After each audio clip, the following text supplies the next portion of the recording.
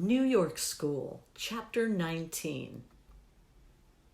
Although talented European immigrants who had fled the political climate in Europe introduced modern design in America during the 40s, an original American approach to modernist design gained international prominence in the 1950s and continued as a dominant force in graphic design until the 70s. An egalitarian society with capitalist views, limited artistic traditions before World War II, and a diverse ethnic heritage engendered an original approach to American modernist design. Where European design was often theoretical and highly structured, American design was pragmatic, intuitive, and less formal in its approach to organizing space. Emphasis was placed on the expression of ideas and an open, direct presentation of information. Novelty of technique and originality of concept were much prized in this highly competitive society, and designers sought to solve communications problems while satisfying their need for personal expression. The style qualities of the New York School are that uniquely American approach with origins in European modernism. Playful, visually dynamic, and unexpected, analyzing communications content, then reducing it to its symbolic essence, a use of shape, and asymmetrical balance. This style will appear on your final exam, and it can be tough to split between the New York School and the conceptual image, which we've yet to cover. But the key is to look for the playful, visually dynamic, and unexpected use of shape, and that's going to help you really split the hairs between those two styles. More than any other American designer, Paul Rand had a thorough understanding of the modern movement, especially the works of Paul Klee, Wassily Kandinsky, and the Cubists, and he's the one who initiated this American approach to modern design. New York City attracted him and other talented individuals, and by the middle of the 20th century, New York had become a major incubator for creativity. In addition to Rand, other pioneers of the New York School presented in this chapter are Alvin Lustig, Alex Steinweiss, George Cherney, Bradbury Thompson, Saul Bass, and three partners in the New York office of Brownjohn, Chermayeff, and Geismar, Robert Brownjohn, Ivan Chermayeff, and Tom Geismar. Rand's strength was in his ability to analyze a message and reduce it to its symbolic essence, then communicate that message through dynamic visual form.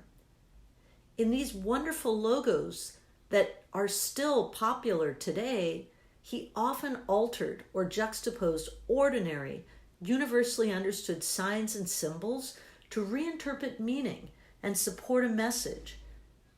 Rand employed visual and symbolic contrast and used collage and montage as a means to bring concepts, images, textures, and objects into a cohesive whole.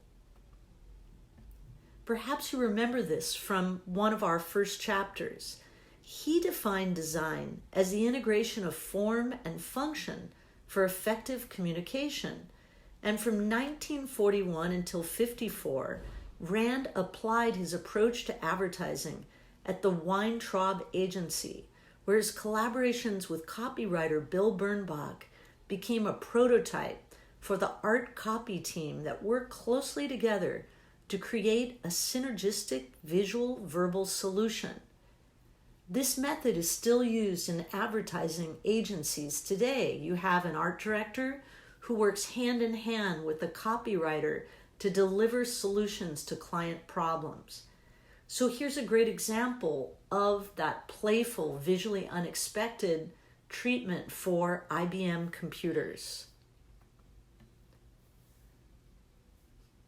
He manipulated visual forms through shape, color, space, line, and value, and skillfully analyzed communications content, again reducing it to that symbolic essence without making it sterile or dull.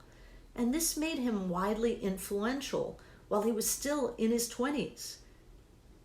This piece for AIGA shows that powerful use of shape that is so prominent in the New York School. Here's another piece where shape plays a key role. Paul's integration of photography, typography, signs, graphic shapes, and the surrounding white space stands in marked contrast to typical film posters of the time.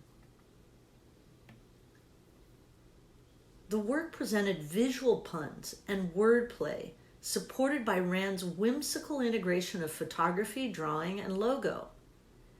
After leaving the agency, Rand became an independent designer, more involved in trademark and corporate design. On the left, we see his powerful book, Thoughts on Design, which includes over 80 examples of his work, inspiring a generation of designers. On the right, again, shape and whimsical images are reoccurring themes in Rand's ads and children's books. In Thoughts on Design, we see an abacus, which is a great metaphor for what the design process is all about, shifting elements around and organizing them in space. Here's Rand's famous cover for Direction magazine from 1940. Notice the tag that reads Merry Christmas? Well, the cover of the magazine is wrapped up like a holiday package. But in an unexpected surprise, without ribbon, it's using barbed wire. Notice the shadow of the barbed wire and the shape of it becoming an important design element, again showing us that we're looking at New York School. The red dots are symbolically ambiguous, becoming holiday decorations or maybe blood drops.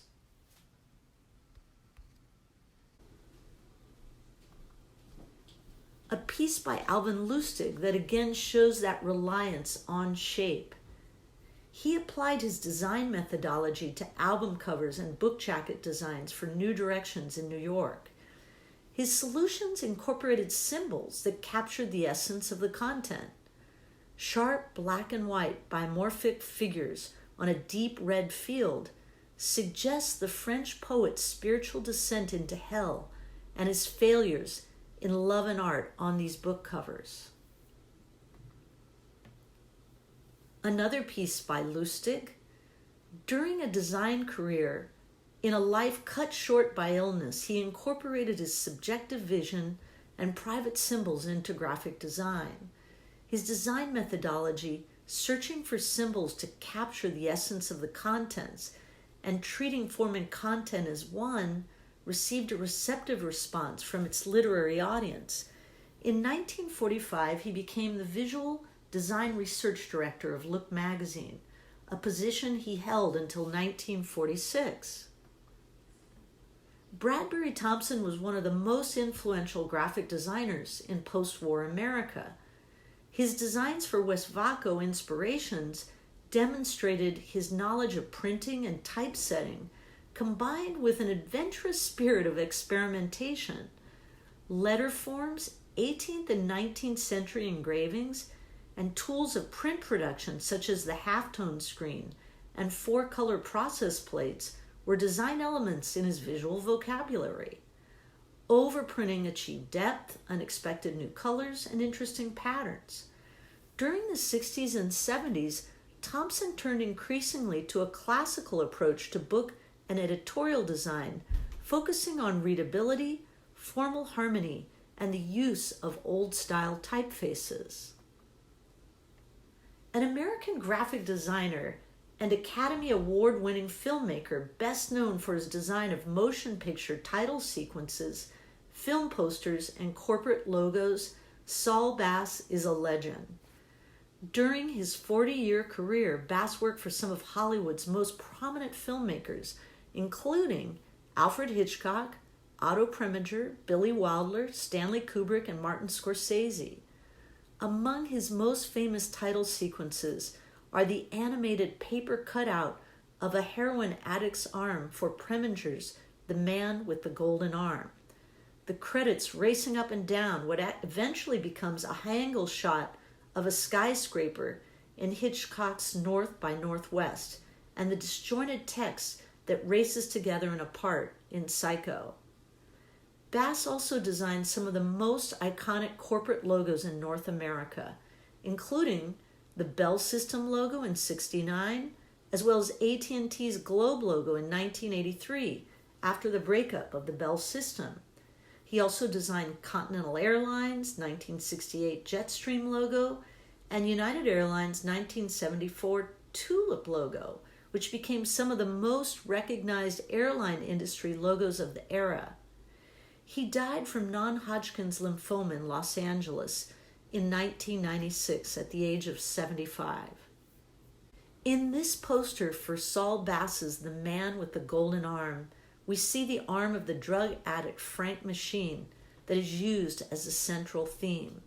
Notice it's isolated in white space, and some of the figures look toward it to create a focal point. Here's his Exodus poster, where we see two levels of reality expressing the struggle for Israel's birth. This 2D logo and photographically frozen moment happens when the image is engulfed in flames. Saul Bass brought the New York School to LA in 1950. He was influenced by Rand's use of shape and asymmetrical balance, but favored the use of a single dominant image as opposed to Rand's complex compositions. He had a remarkable ability to reduce messages to power simple pictographic images, which enabled viewers to interpret content immediately. These forms were often cut from paper with scissors or drawn freely with a brush. Film producer and director Otto Preminger commissioned Bass to create unified graphic materials for his films, including logos, theater posters, ads, and animated film titles. In 1955, Bass created the first comprehensive design program unifying print and media graphics for a film.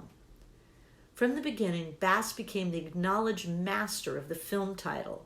In addition to his film graphics, he created, as we've said, numerous corporate identity programs, directed a number of films, including the outstanding short film you might be familiar with, Why Man Creates. The initial contribution of Brownjohn, Chermayeff, and Geismar to American graphic design sprang from a strong aesthetic background and understanding of the major ideas of European modern art, which had been reinforced by their contacts with architect-teacher Serge Chermayeff, Ivan Chermayeff's father, Laszlo Moholy-Nagy, with whom Brownjohn had studied painting and design, and Alvin Lustig, with whom Chermayeff had worked as an assistant. Solutions grew out of the needs of the client, and design problems were characterized by inventive and symbolic manipulation of imagery and forms, including letter forms and typography. Images and symbols were combined with a surreal sense of dislocation to convey the essence of the subject on posters and book jackets, such as the cover of Bertrand Russell's Common Sense and Nuclear Warfare, on which the atomic blast became a visual metaphor for the brain. In 1960, Brownjohn left the partnership and moved to England, where he made significant contributions to British graphic design, especially in the area of film titles, such as the motion picture Goldfinger. The firm changed its name to Chermayeff and Geismar Associates and played a major role in the development of corporate identity. This is Leo Leone. He's an author and illustrator of children's books. Born in the Netherlands, he moved to Italy and lived there before moving to the U.S. in 1939, where he worked as an art director for several advertising agencies and then Fortune magazine. He returned to Italy in '62 and started writing and illustrating children's books. An art director for Fortune, he gave the magazine a unique identity, largely through his innovative use of photography. In addition, he served as Olivetti's design director in America and was co-editor of Print magazine from 1955 to 59. Otto Storch, a student of Alexei Brodovitch, joined the McCall's Corporation as the assistant art director for Better Living magazine in 1953, and he was named art director of McCall's, where he applied his philosophy of editorial design that idea, copy, art, and typography should be inseparable. Typography was designed to lock tightly into the photographic image. Headlines became parts of illustrations, and type was warped and bent or even became an illustration. He ranks among the major innovators of the period. Siet Pinellis was an Austrian-born graphic designer and art director who made her career in New York with such magazines as Seventeen, Charm, Glamour, House and Garden, Vanity Fair, and Vogue. She was one of Dr. Aga's assistants at Vogue and made a major contribution to editorial design during the 40s and 50s, first as the art director of Glamour and later at Seventeen, Charm, and Mademoiselle. Pinellis was the first woman to become a member of the New York Art Directors Club. She was known for her trailblazing as the first female art director of many major magazines, as well as being credited as the first person to bring fine art into mainstream mass-produced media. Henry Wolff, who had also studied under Brodovitch, became the art director of Esquire in 1953 and redesigned the magazine's format, placing a greater emphasis on white space and large photographs. When Brodovitch retired, Wolff replaced him at Bazaar. Wolff experimented with typography and implemented his visions of the cover, a simple image conveying a strong visual idea, such as the Americanization of Paris, which was signified by a packet of instant red wine satirizing the spread of American technology, customs, and conveniences. In the late 60s, factors including television, public concerns over the Vietnam War, environmental problems, and the rights of minorities and women produced a need for a wider variety and different types of magazines. A new, smaller format breed of periodicals emerged to address the interests of specialized audiences, such as New York, an Independent City magazine, Print and Communication Arts, which spoke to a growing national design community, Ramparts, the journal of record for 1960s protests, Ms. Magazine, the journal of the women's movement, West, an expression of American culture, and Rolling Stone, a rock and roll newspaper turned tabloid magazine. Among the editorial art directors who helped shape the viewpoints and philosophies of these publications were Dugald Sturmer at Ramparts, B. Feitler at Ms., and Mike Salisbury at West and Rolling Stone. But Salisbury utilized vernacular artifacts in the West to capture a feeling of popular culture and the element of surprise, which brought a lot of visual vitality to Rolling Stone and West Magazine. His freewheeling design approach influenced the layout of many popular specialized and regional periodicals for a decade. This is probably the most famous ad of all time. It was created by Helmut Krohn and Julian Koenig, and it really speaks to the writer and art director relationships that characterize an advertising agency. Here, an economy car is made lovable as conventional exaggerated claims and superlatives lead to straightforward facts. So a big motto at the time was think big. So this is the opposite, think small. And notice all of the gray space, which is really white space, around the Volkswagen to emphasize how small it is, and that classic 3-column layout. the ad agency Doyle Dane Bernbach ushered in the era of the new advertising. For each campaign, it developed a strategy surrounding important advantages, distinguishing characteristics, or superior features of the product. Whenever a designer creates a solution, they should ask themselves, what are the unique qualities of this product and what makes it stand out from the competition? Bernbach and his colleagues evolved a visual verbal syntax through which word and image were fused into a conceptual expression of an idea so that they became completely interdependent, like Think Small and the image of the Volkswagen Beetle. Because concept was dominant, visual organization was simple and symmetrical, with a large image, concise headline, and body copy that contained factual information. Typographic trends in the 50s and 60s brought new approaches to graphic designs.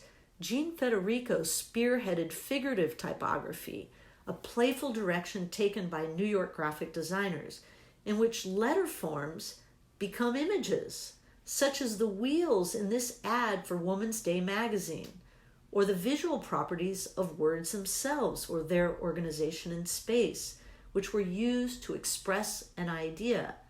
Again, I'm hoping you see the visually dynamic and unexpected going on in these New York School examples. In this tonnage advertisement, the word tonnage takes on a connotative meaning. Notice how it's crashing down into the text below, and the rotated type takes advantage of reading patterns to reinforce the top to bottom flow toward the body copy. Herb Lubalin was hailed as the typographic genius of his time. He defined the aesthetic potential of phototypography. He abandoned traditional type rules and practices and looked at characters of the alphabet as a means of giving visual form to a concept or a message. Lubalin explored the creative potential of type through typograms, kind of visual typographic poems in which the concept and the visual form merge. He collaborated with Ralph Ginzburg on 3 magazines, Eros, Fact, and Avant-Garde, and was responsible for the creative visual beauty of these publications. He designed a typeface, Avant-Garde, for the last of these. This font could be described as a reproduction, really, of Art Deco, and is seen in logos created in the 1990s and 2000s.